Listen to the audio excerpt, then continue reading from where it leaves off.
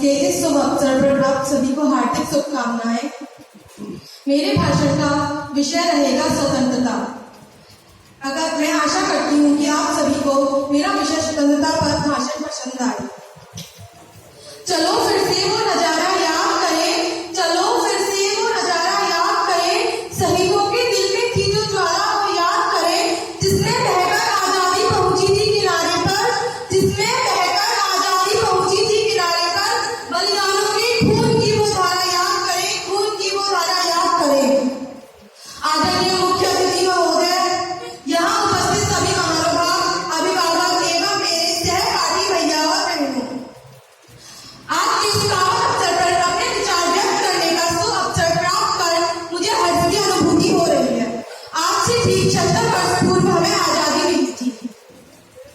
जैसा कि हम जानते हैं, 15 अगस्त 1947 को हमारे सभी महान स्वतंत्रता सेनानी और क्रांतिकारियों ने अपनी जान की बाजी लगाकर हमें ब्रिटिश साम्राज्य से मुक्त कराया था।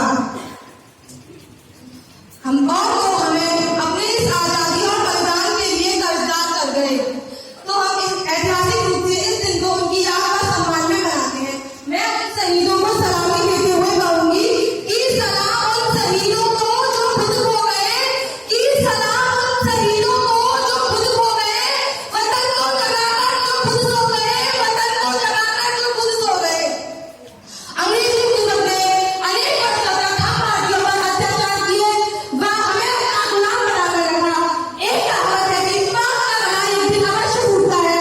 इसी कहावत के अनुसार 15 अगस्त 1947 को हमें ब्रिटिश साम्राज्य से मुक्ति मिली तथा हम पूर्ण रूप से स्वतंत्र हो गए।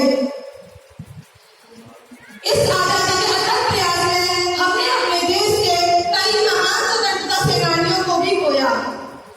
हमारे देश के अनेक स्वतंत्रता सेनानियों ने अपने वतन के लिए हंसते हंसते अपनी जान तक कुर्बान कर दी।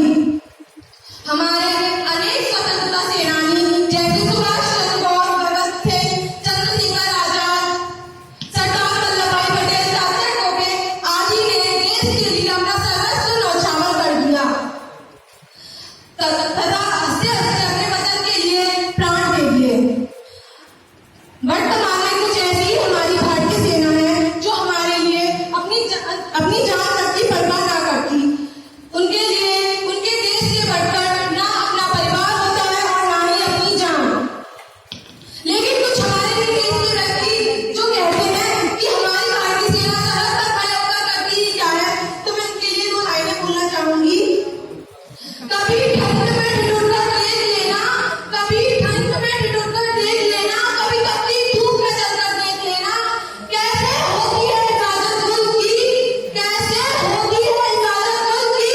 कभी सरहद पर खड़े उन जवानों को जाकर देख लेना, कभी सरहद पर खड़े उन जवानों को जाकर देख लेना। आजादी के 76 साल बाद आज हमारा देश विभिन्न क्षेत्रों में प्रगति की ओर अग्रसर है। आज हमारी सैन्य ताकत इतनी अच्छी है कि दुनिया भर में हमारे देश की मिसाल की जाती है। आज हमारी सैन्य ताकत के आधुनिक हथियार लैस है कि पलक झपकते ही दुश्मन को मिटाने की ताकत रखते हैं। लेकिन आज हमारे देश में देशद्रोहियों की भी कोई कमी नहीं है। वे रहते तो भारत में हैं, पर हिफाजत किसी दूसरे मुल्क की करते हैं।